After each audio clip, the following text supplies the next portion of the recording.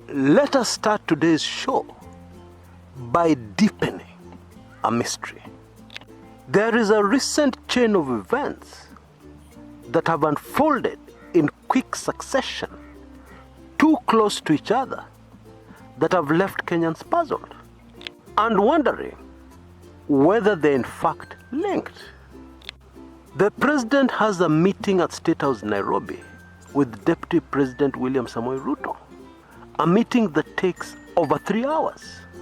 Event number one. Shortly after that, the launch of the collection of BBI signature is postponed indefinitely. Event number two. Then Deputy President William Samoei Ruto vanishes. That's another event. Former Prime Minister Raila Odinga leaves for the Democratic Republic of Congo on a chartered aircraft. And then it emerges that the Deputy President is in fact in Dubai with his family.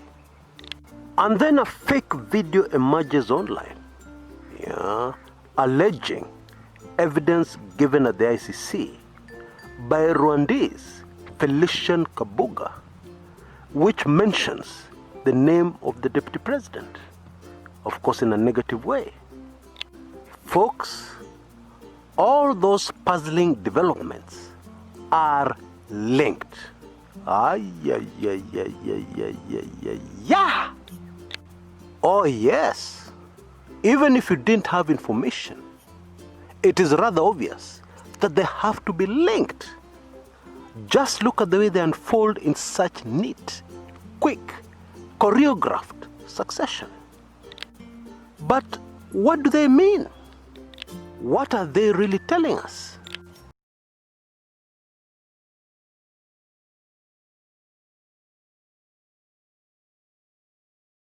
I have reason to believe that it is all linked to a man called George Kinoti, who is of course the DCI, Director of Criminal Investigations at the Directorate of Criminal Investigations in Kenya. Bwana Kinoti yesterday made perhaps the most sensational revelation of a government about turn in policy in recent times, when he announced that cases linked to the 2007-2008 clashes, which were linked to that contested presidential elections, are being reopened. In fact, have been reopened. Now, before we go any further, let's clear a major confusion. And I'll do that by giving you a small illustration. For a long time, you have been having a problem with this family. And then one day, they burst into your house and they do unspeakable things to your family members. You're not in at that time. And when you get back home and see what they've done to your loved ones, you lose it. And you decide to embark on a revenge mission. Because it is not in doubt who the perpetrators were. Now, what was done to you was a crime. And what you did in retaliation was also a crime. However, there's a difference, legally speaking.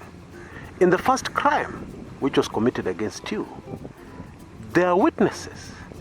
There's a lot of solid evidence. You even have a survivor who witnessed everything. And so, legally, it is much easier to prosecute the first case than it is the second one of your retaliation. I want us to all realize that those are two separate legal cases. You can prosecute one without even touching or referring to the other. You can prosecute each separately. That is important to grasp because a lot of Kenyans are getting confused. But I think it's now clear.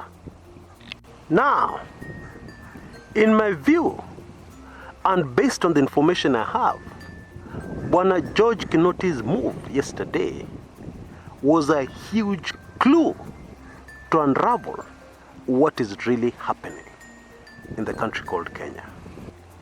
We can even make a direct link behind the move by Bwana Kinoti yesterday and the ongoing controversial case at the ICC involving Kenyan Eldoret-based lawyer Bwana Paul Gisheru.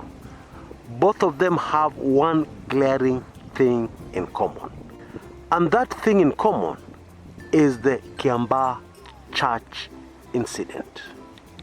Now, one of the things that the ICC is accusing Bwana Gisheru of is of interfering with a witness who was in fact the only survivor of the tragic Kiamba church incident.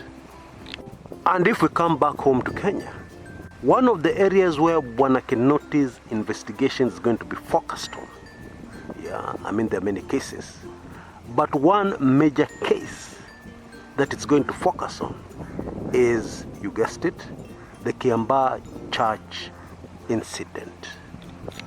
And of course, there's nothing stopping Bwana George Kinoti after he has completed his investigations. There's nothing that stops him from handing over the file to the ICC, which means immediately the ICC will have a wealth of information concerning the Kiamba church. And folks, this is what the statement yesterday by Ruto ally, Governor of Uasin Gishu, Jackson Mandago, was all about. In his statement, Bwana Mandago clearly linked what is going on at the ICC with Bwana Kinoti's latest move right here in Kenya. And this greatly weakened what Jubilee Party's David Murathe commented also yesterday. He said that Team Keleweke and the president have absolutely nothing to do with what is currently going on at the ICC. And he also said that they have no interest in trying to use any cases of the past against the deputy president. He made that very clear. But unfortunately, when you look at everything else that is happening, Bwana Murathe's comments carry no weight. They don't ring true, especially because of another major political obstacle.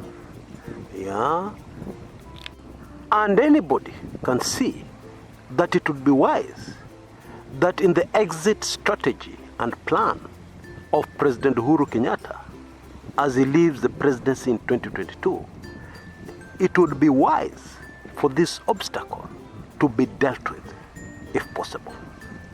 What obstacle am I talking about? Kindly be patient and allow me to explain. The Jubilee Party and the partnership that formed that party, which was between President Uhuru Kenyatta and Deputy President William Samoei Ruto, helped to cool down things considerably in the Rift Valley after the 2008 clashes, manenos. And so, one would have to ask, what happens when the president exits and the structure of the Jubilee Party as we know it is no longer at the helm of leadership in Kenya? What happens in the Rift Valley? What happens to the people living in the Rift Valley? Indeed, that has been of great concern to very many inhabitants of this vast region in our country, Kenya. And this can be clearly seen in the stance that many politicians in that area who originated from the central province, the stance they're taking politically makes sense and highlights this concern. And I'm sure you'll agree with me that one way of solving this problem once and for all is to bring to justice those responsible for whatever happened in 2008.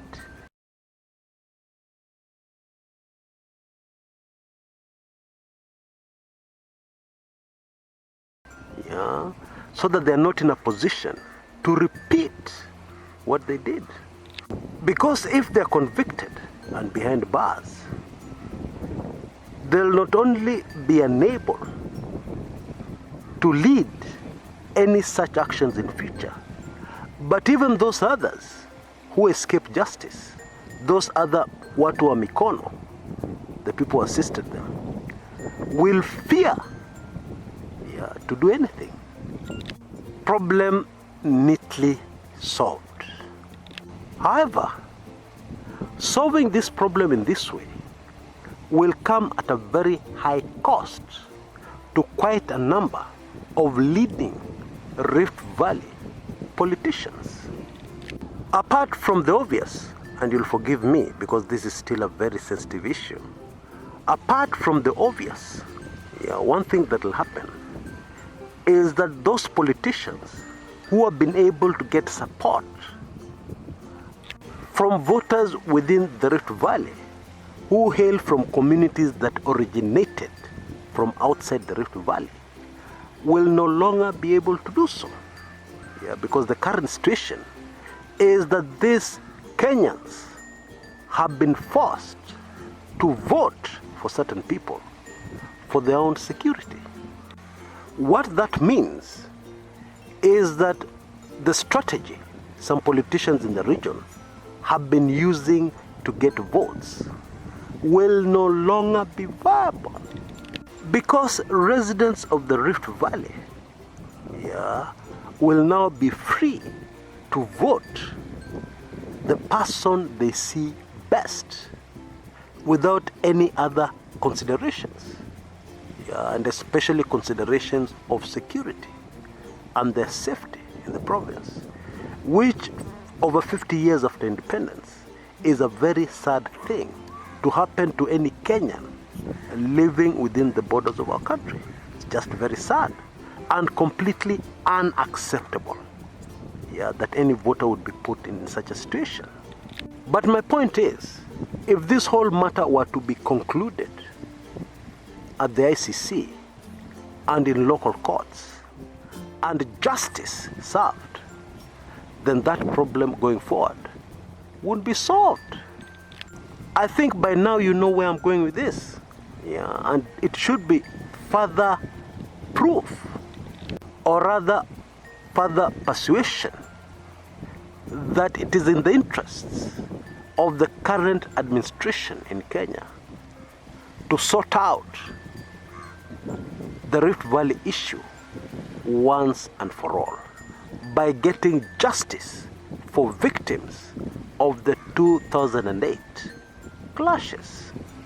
And although it is a hot political potato, actually it should not even be political at all. It should just be about justice and the law. In my view, I believe the fake video about Kabuga evidence that was released was designed to prepare Kenyans for the kind of evidence and convictions that are about to emerge. And make no mistake about it, Bwana George Kinoti has a long reputation of being very thorough in any investigations he's involved in.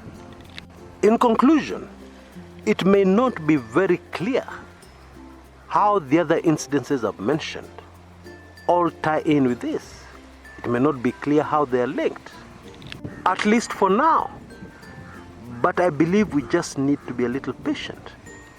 And then very soon, very, very soon, it should all become very clear how they are linked. Because linked, they are. No, nothing could be further from the truth. The president, I spoke to him this morning, and he would not like anything of the sort to be visited even on his worst enemy, let alone his deputy president. A person they campaigned together, they won together. They were in the ICC together. He knows what they went through. He would not wish that case to be revived or to be visited upon any person, let alone the deputy president.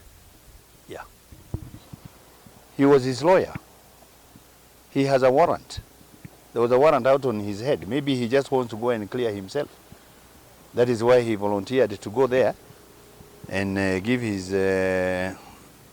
side of the story. He was alleged to have coached witnesses.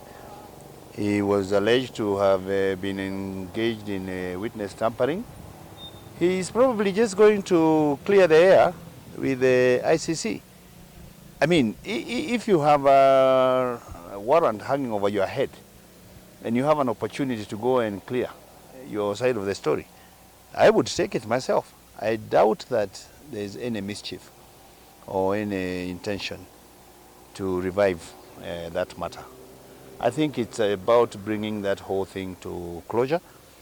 I know that lawyer has been very, very close with the deputy president. He's actually a Kikuyu, born, bred, and brought up in Noordin. He speaks fluent Kalenjin. He's a Kalenjin, all right? So it's not like Geshero to be malicious or to want to engage in anything negative towards the deputy president. He's his friend. Until next time, this is Chris Kumekucha.